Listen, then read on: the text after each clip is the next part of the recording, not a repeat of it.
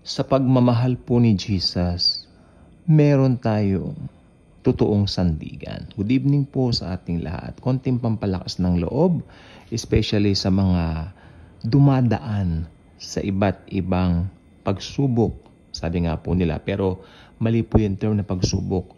Sapagkat si Jesus hindi nagbibigay ng pagsubok. Sabihin na lang natin yung mga merong pinagdaraanan sa buhay. Mas safe po yan biblically. Okay? So, si Jesus Christ po, kahit siya po ay Diyos, nagpakababa.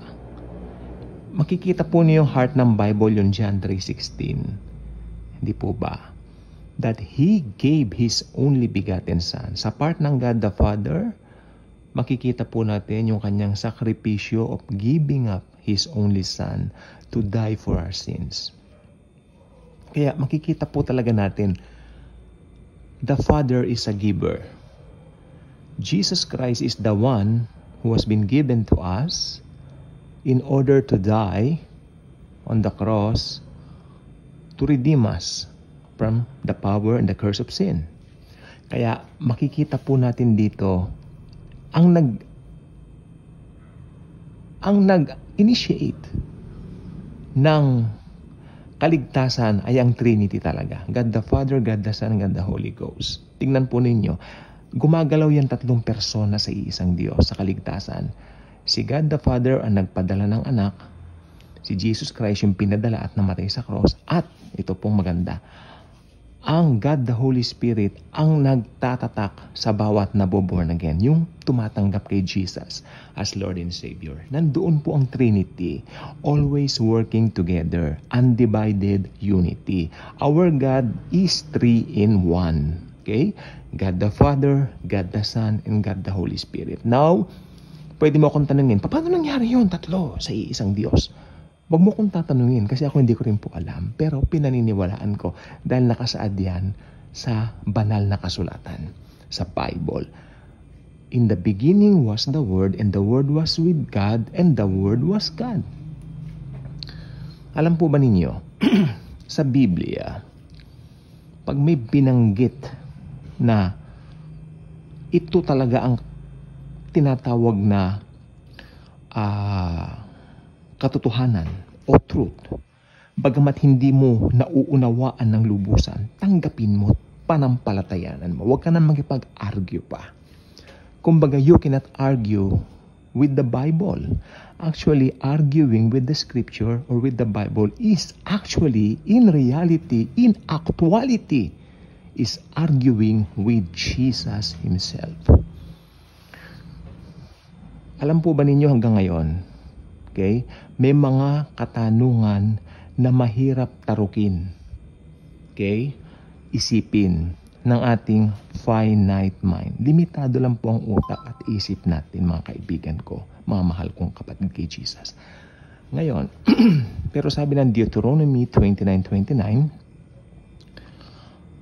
ang mga bagay na hayag ay sa tao upang kanilang maalaman.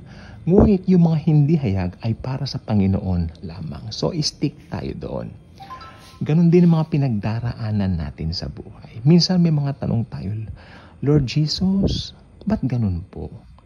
Masaya ako kanina, gumising ako maaga, nag-devotion ako, nagbasa ako ng Bible, tapos na-bad trip ako. Ba't ganon, Lord Jesus? Actually, yan po ang problema ng milyong-milyong Kristiyano. Siyempre, tayo bilang Kristiyano, gusto nating stability, you know? Gusto natin pagising natin tuloy-tuloy ng bonggang maghapon na masaya ka.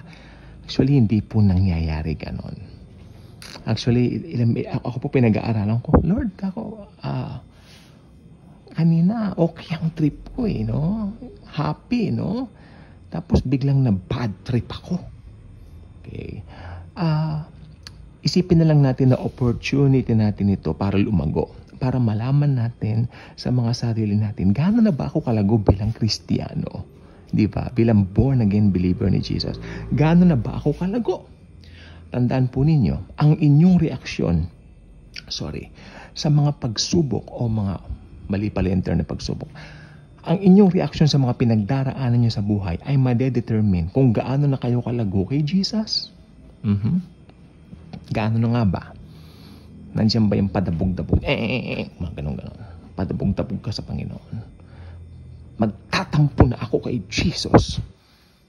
Hindi niya binigay yung gusto ko. Magtatampo na ako kay Jesus. Ganon ba?